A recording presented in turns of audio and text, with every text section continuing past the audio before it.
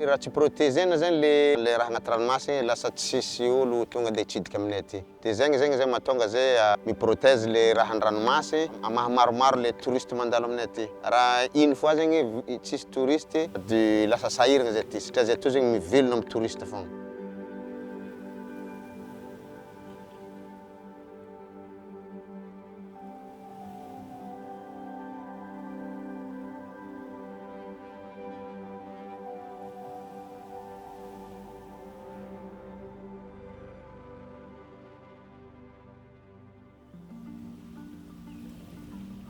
Mon nom c'est Bertie Ramdou, je suis le président du conseil d'administration de l'Office de tourisme de Sainte-Marie depuis 2024. Les gens, la population de Sainte-Marie, ils sont très ancrés dans leur culture, sont très ancrés dans les traditions. Toutes les personnes qui viennent visiter aujourd'hui Sainte-Marie doivent comprendre ces gens, comment ils vivent. On a déjà mis en place les associations environnementales, des sites d'aires marines protégées à Sainte-Marie. C'est juste pour vous dire vraiment comment s'est ancrée cette culture de protéger l'île.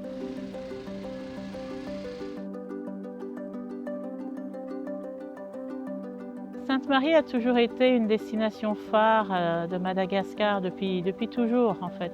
Quand on a sorti le premier plan de développement, c'était au début des années 70. Sainte-Marie a toujours figuré parmi les destinations cibles, prioritaires du gouvernement.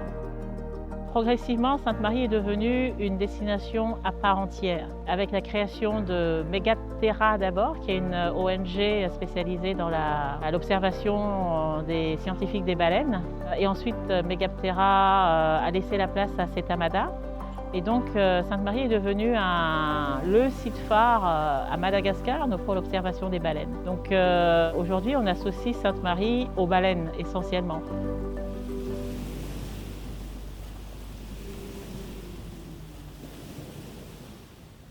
Le choix du ministère de supporter cette idée de créer l'écolabel Sainte-Marie est très important. Pourquoi? Parce que justement, nous voulons vraiment créer un tourisme responsable, un tourisme durable.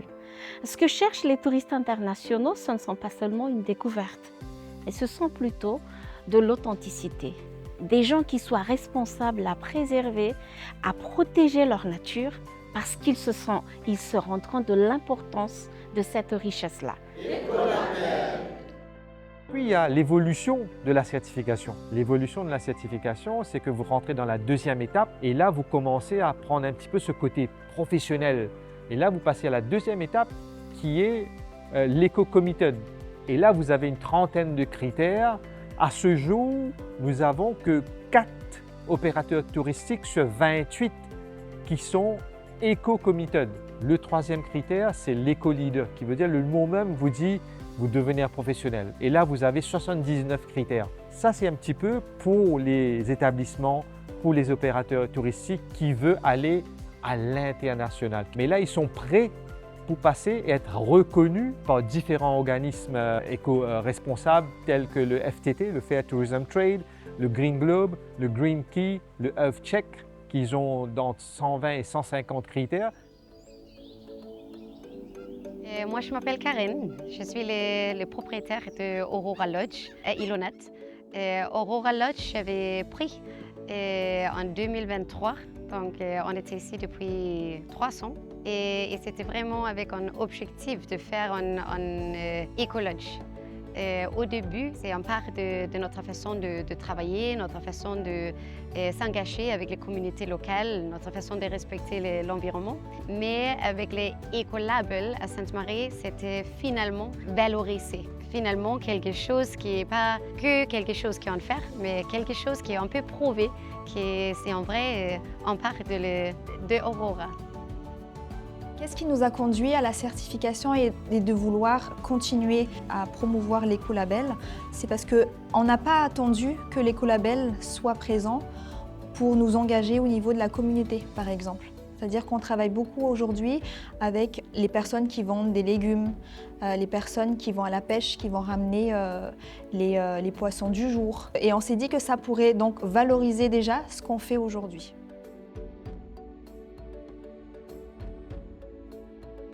Pendant les 4 premiers mois, il n'y a pas eu beaucoup de retours de la part des opérateurs touristiques. Je dirais entre 8 mois et 9 mois, on a pu certifier 14 opérateurs touristiques. Il y avait 11 établissements hôteliers, il y a eu 2 restaurants et un piroguier. Dans la deuxième phase, nous avons eu une trentaine de personnes qui sont venues se former. Et dans les 30 personnes, nous avons eu encore 14 opérateurs touristiques pour faire comprendre qu'aujourd'hui, les piroguiers sont un petit peu les informels du secteur du tourisme. C'est une initiative qui fait prendre conscience aux informels d'entrer dans ce projet d'écolabel et qu'on arrive à aller tous ensemble vers une formalisation du secteur.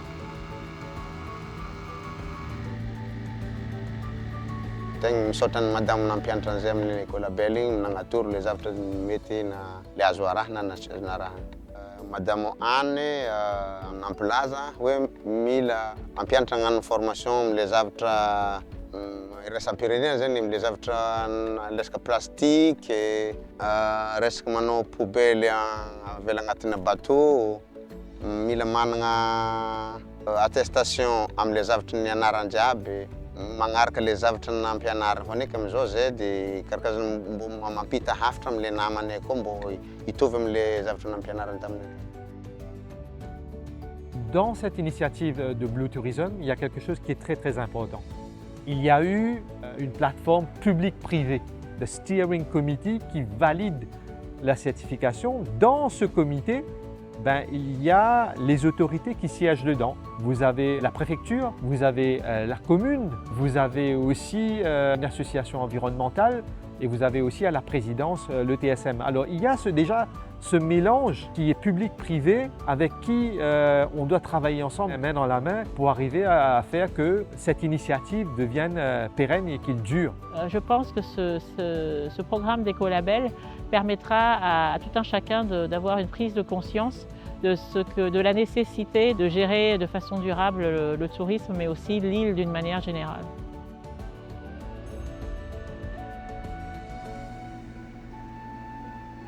Sainte-Marie fait qu'on est obligé de se projeter dans la durabilité comme on n'a pas forcément des ressources naturelles illimitées.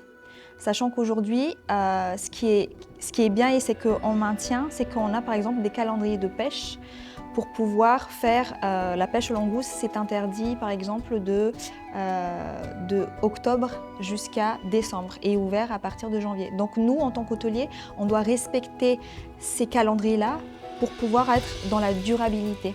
Il y a beaucoup des hôtels, beaucoup de restaurants, des établissements partout à Madagascar qui vont vendre à éco et qui sont proches en proximité de la nature, de biodiversité endémique, des choses qui sont vraiment quelque chose de préservé.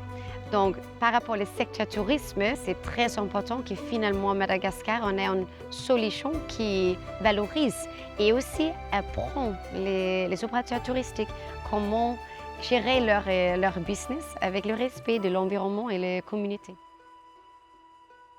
Raha tsy protégena zany le raha agnaty ranomasy lasa tsisy olo tonga dia hitsidika aminay aty.